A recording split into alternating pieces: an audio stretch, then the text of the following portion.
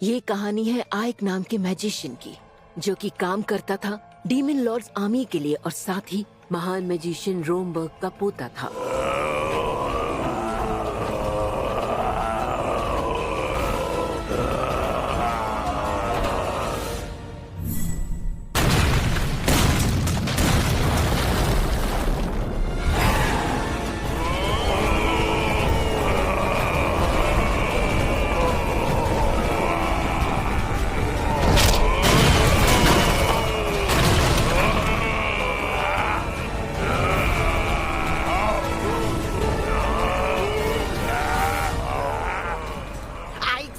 हमें किले का दरवाजा तोड़ देना चाहिए। तो नेक काम में देरी किस बात की? हाँ बिल्कुल, इसलिए मैंने अपना मोटा दिमाग लगाया और सेना को पहले ही तैयार कर दिया।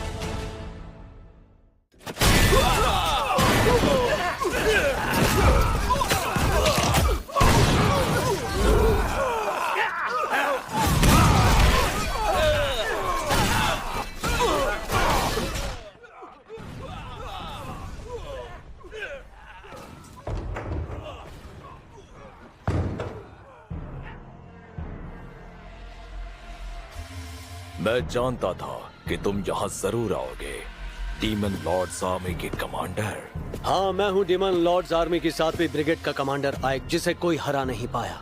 अब तुम्हारे पास बचने के सिर्फ 3 रास्ते बचते हैं। पहला, सरेंडर करो और पूरी टेरिटरी हमारे हवाले कर दो। दूसरा, खुद अपनी जान लेकर सम्मान की मौत मरो। और तीसरा, जब तक मैं खिड़की से बाहर का खूबसूरत नजारा देखूं, तुम जान बचाकर भाग निकलो। अच्छा, शैतान होने के बावजूद मुझ पर एहसान दिखा रहे हो। माफ करना, पर मैं तुम्हारे बताए रास्तों पर नहीं चल सकता। मालूम था ये आसानी से नहीं मानेगा। अब भुगतो।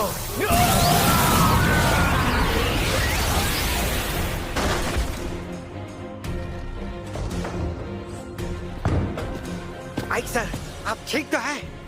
इसके घाव ठीक करो। क्या? जिन सैनिकों ने सरेंडर किया उनका भी इलाज करवाओ।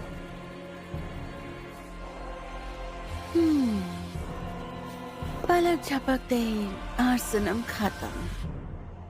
सोचा नहीं था कि सिर्फ 1 हफ्ते में आर्सेनम हमारा हो जाएगा। मैं जानती थी इसके जैसा और कोई हो ही नहीं सकता। बैरियर मैजिक, जंग खत्म हो गई।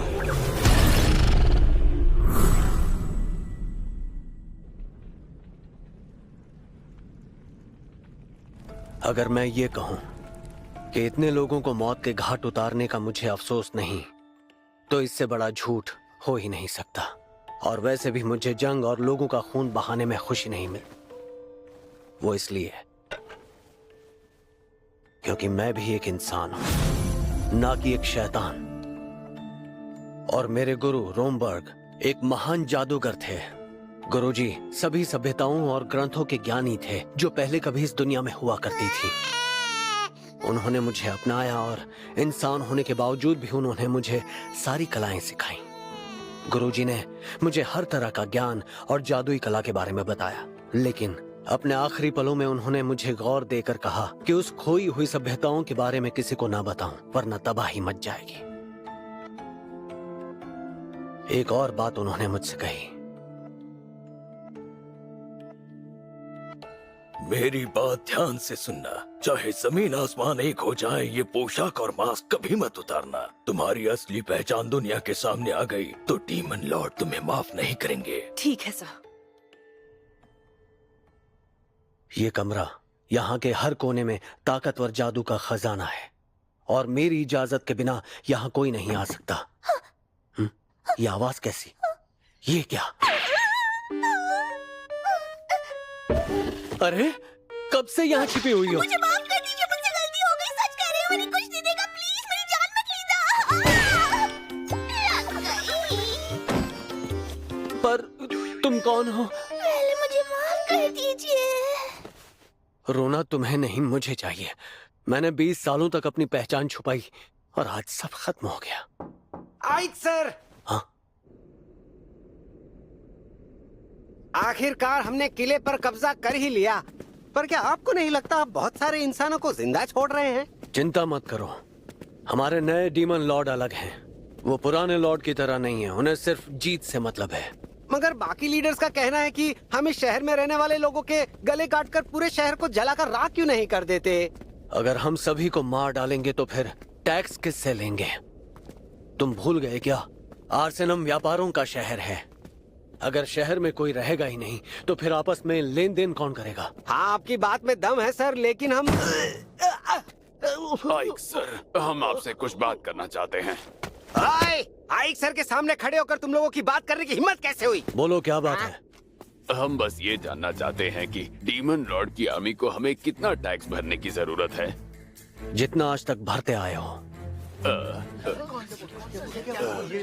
याद रहे, अगर किसी ने टैक्स भरने में आनाकानी की तो वो मेरी सजा से बच नहीं पाएगा। समझ गए ना सब?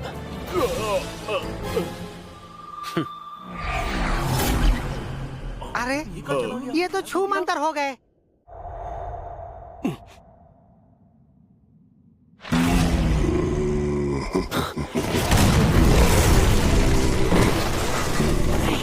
अरे नहीं,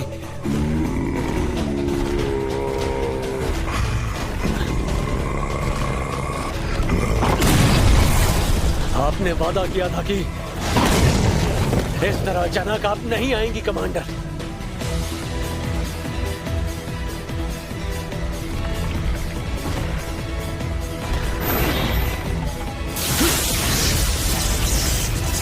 तो फिर ये लो,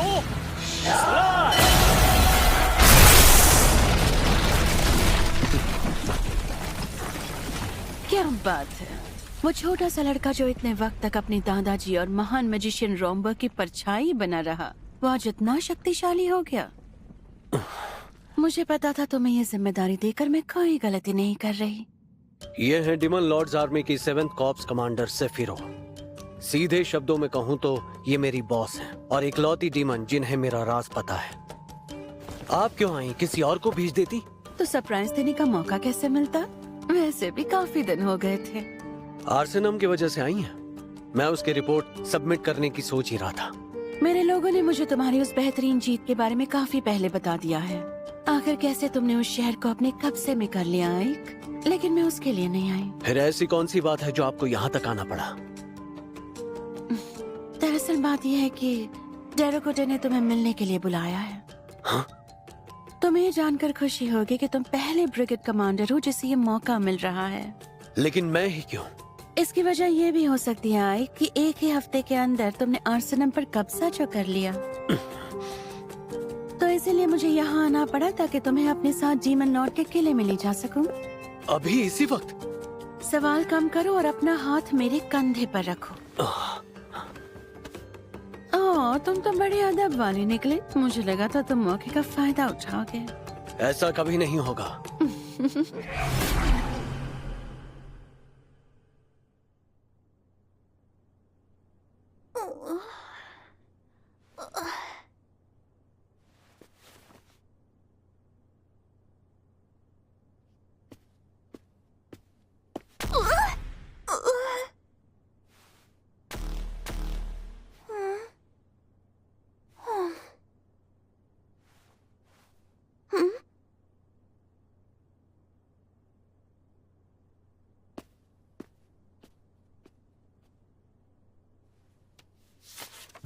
इसे खाकर खत्म करो।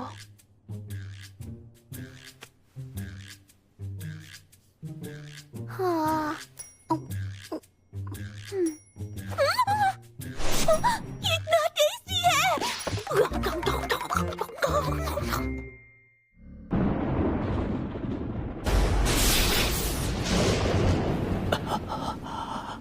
क्या हुआ? किले के इर्द गिर्द कड़कड़ाती बिजली को देखकर डर गए? खैर कोई बात नहीं, जो भी हो तुम एक इंसान ही तो हो।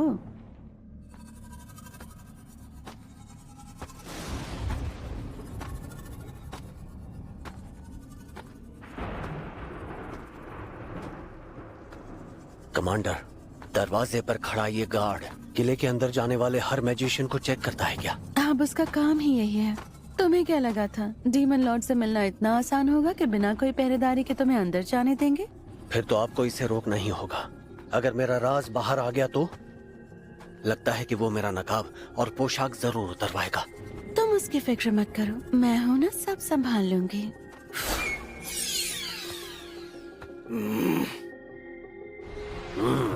इतना शानदार जादू रॉम्बर्ग के पोते से इतनी उम्मीद कर सकते हैं? तुम मेरे दादाजी को कैसे जानते हो? ऐसा कोई डीमन पैदा नहीं हुआ जिसने महान मैजिशियन रॉम्बर्ग का नाम न सुना हो। सालों बाद भी मेरे दादाजी को कोई भूल नहीं पाया। बातें करके वक्त जाया मत करो, डीमन लॉर्ड इंतजार कर रहे हैं। डीमन लॉर्ड का किला डोबरबर्ग बहुत ही बड़ा है। डीमन लॉर्ड की विशाल ताकत और जादुई शक्ति को दिखाने के लिए इसे ऐसा बनाया गया है। इसलिए ये जगह बहुत ही विशाल है जहाँ से इस वक्त मैं चलकर जा रहा हूँ। कमांडर, उनके पास पहुँचने तक और कितना चलना होगा? बस पहुँच ही गए। तुम यही सोच रहे हो ना कि मेरी उड़ने वाली शक्ति आखिर तुम्हारे पास क्यों नहीं है? नहीं नहीं, ऐसा कुछ नहीं है। ये इन्हें कैसे पता चला? मैं हमेशा से चाहता था उड़ने वाली शक्ति मेरे पास भी हो। मैं जादू से ऐसा कर तो सकता हूँ, पर इतनी अच्छी तरह से कंट्रोल नहीं कर सकता। ज्यादा से ज्यादा बस ऊंची छलांग मार सकता हूँ।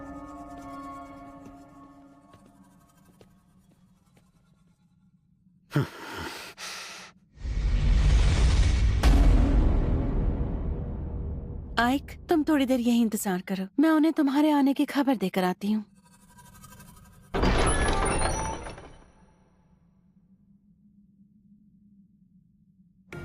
डीमन लॉर्ड डेरोकोटेन ने इंसानियत के खिलाफ जंग छेड़ दी है और साथ ही शैतानों को हर चीज में आगे कर दिया है। वो शैतानों के लीडर और सबसे शक्तिशाली हैं। माना जाता है कि वो निर्दयी और हिंसक हैं। चाहे दोस्त हो या दुश्मन, वो किसी को भी नहीं छोड़ते। अगर उन्हें लगा कि कोई उनके काम का है तो चाहे वो कमजोर हो या उसे जादू ना आता हो, वो उसका इस्तेमाल कर ही लेते हैं। उनके लिए सिर्फ काबिलियत मायने रखती है और इसी की नींव पर उन्होंने डीमन आर्मी खड़ी की। डीमंस की खासियत है कि वो किसी ऐरे गहरे के साथ काम नहीं करते। उनकी लड़ाई हमेशा खुद से होती है। लेकिन डीमन लॉर्ड डेरोकोटेन ने इस सोच को बदल कर रख दिया और उसी डीमन लॉर्ड ने मिलने के लिए मुझे यहाँ बुलाया है। किस सोच में पड़े हो आए? अंदर आ जाओ।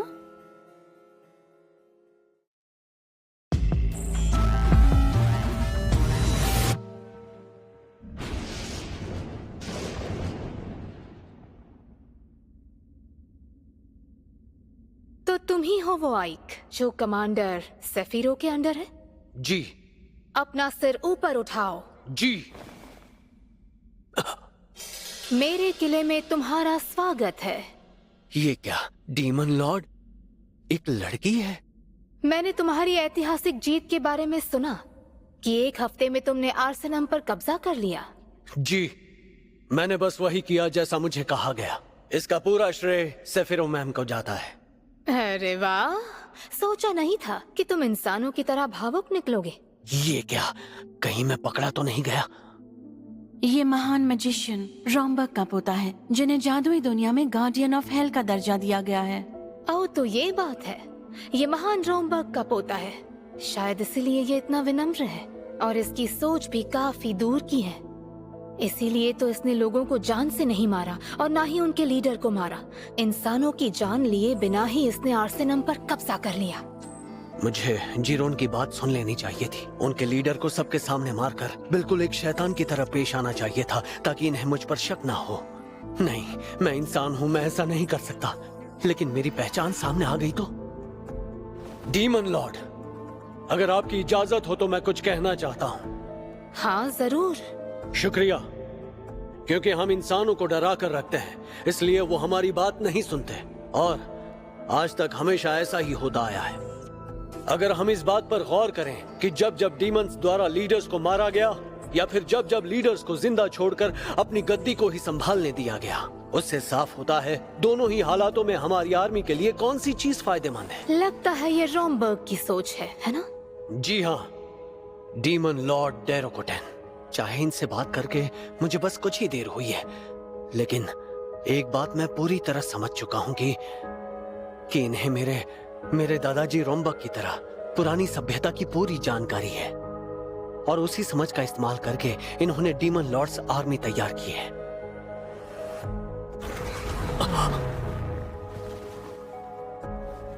ये बात तो साफ हो गई कि तुम बाकी डीमन से बहुत अलग हो और अगली बार मैं तुम्हारे मास्क के पीछे छिपे चेहरे को देखना चाहूंगी।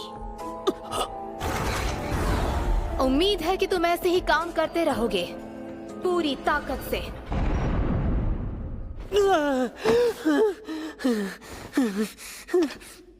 लगा जैसे मेरा राज सामने आ गया।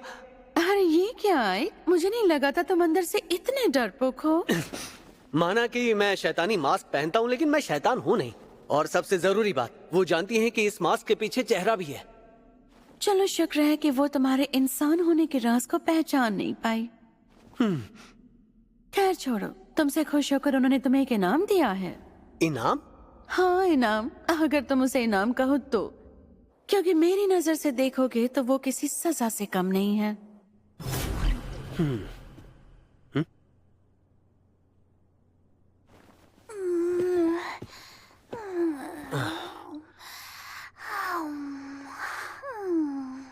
उठो। मुझे माफ कर दीजिए, मुझे माफ कर दीजिए प्लीज। मुझे जान से मत मारिएगा, मुझसे गलती हो गई। आप जो कहेंगे मैं करूंगी, बस मुझे जान से मत मारिएगा, मुझे मारिएगा मत। अरे रोना बंद करो, मैं तुम्हें मारूंगा नहीं। नाम क्या है? 13? ये कितना अजीब नाम है। गुलामों को हमेशा नंबर से ही बुलाया जाता है, पर मॉम मुझे साथी बुलाती थी जो मुझे बहुत पसंद था। ठीक है, लेकिन ये तय हो गया कि मैं तुम्हें यहाँ से बाहर नहीं जाने दूंगा। तुम्हें मेरा राज पता चल गया। मैंने कुछ भी नहीं देखा, मैं किसी को कुछ नहीं कहूंगी, मैं इस राज को राज ही बना कर रखूंगी। हाँ ठीक है, मैं समझ गया, लेकिन बदले में तुम्हें आपसे यहीं रहकर मेरे लिए काम करना होगा। तुम चाहो तो बेशक मना कर सकती हो, अगर पसंद नहीं आया तो। थैंक यू सो मच मुझे अपने साथ रखने के लिए। ठीक है, डील पक्की।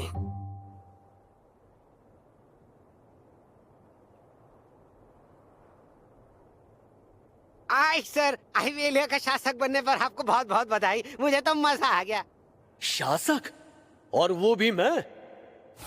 इसमें इतनी हैरानी की बात क्या है? वो बात नहीं है, लेकिन आइवेलिया ही क्यों? क्योंकि वो आर्सेनम से आगे साउथ की ओर ही आता है और वहाँ के लोग जंग के लिए पूरी तरह तैयार हैं। क्या? लेकिन मैं तो। वो शहर काफी छोटा है, पर वहाँ की आर्मी को हल्के में मत लेना। तुम्हारा मिशन होगा सबसे पहले उस शहर पर कब्जा करके वहाँ से आने वाले टैक्स को डबल करना। क्या कहा? डबल? वो भी जंग के बीचों बीच? अगर कम लग रहा है तो ट्रिपल कर दूं? बिल्कुल नहीं। इस होने वाली जंग में हम इंसानियत के लिए लड़ेंगे। किसी भी वक्त उनकी तरफ से हम पर हमला हो सकता है। अगर कम लग रहा है तो ट्रिपल कर दूं? अब क्या करूं? जंग के बाद वाले नतीजे के बारे में कमांडर ने सोचा ही नहीं। सबसे पहले हमें दीवारों की मरम्मत करवानी होगी। चिंता मत कीजिए सर, मैं इसी वक्त अच्छे मजदूर और इंजीनियर को लेकर आता हूँ। दीवारों को तैयार होने में कितना वक्त लगेगा? कम से कम 6 महीने सर, इतना तो वक्त लग ही जाएगा। ये तो बहुत ज्यादा है। क्या करूं? रहने दूं? नहीं, अगर हमला हुआ तो हम 2 मिनट में ढेर हो जाएंगे। दीवारों की मरम्मत तो करवानी ही पड़ेगी, कोई तो रास्ता निकालना होगा। सिर्फ 1 महीना। 1 महीने के अंदर दीवारें तैयार हो जानी चाहिए। क्या? ये बिल्कुल नामुमकिन है सर, 1 महीने में कैसे होगा? बेशक हो जाएगा, क्योंकि हम सिर्फ इंसानों को इस्तेमाल नहीं करेंगे।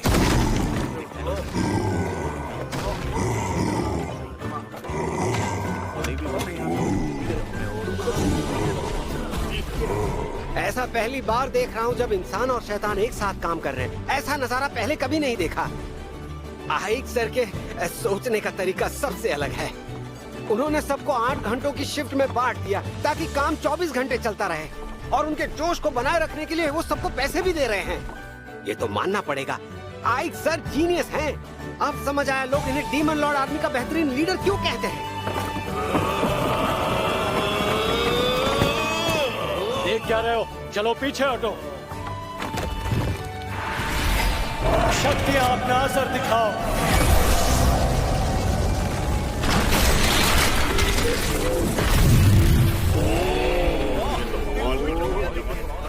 मुझे बस इनका साथ देना और सब कुछ ठीक हो जाएगा। बेवकूफ था जो इन्हें छोड़ने के बारे में सोचा। आइक सर जरूर अगले डीमन लॉर्ड बनकर रहेंगे।